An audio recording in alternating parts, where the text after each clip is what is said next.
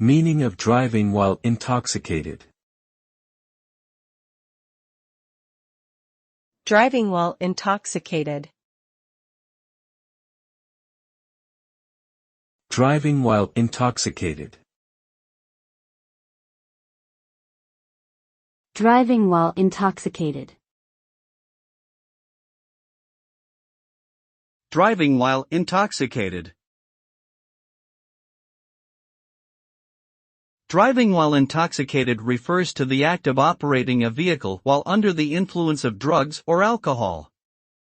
This behavior is illegal in most countries, as it is extremely dangerous, placing the intoxicated driver, their passengers, and other motorists at serious risk of injury or death.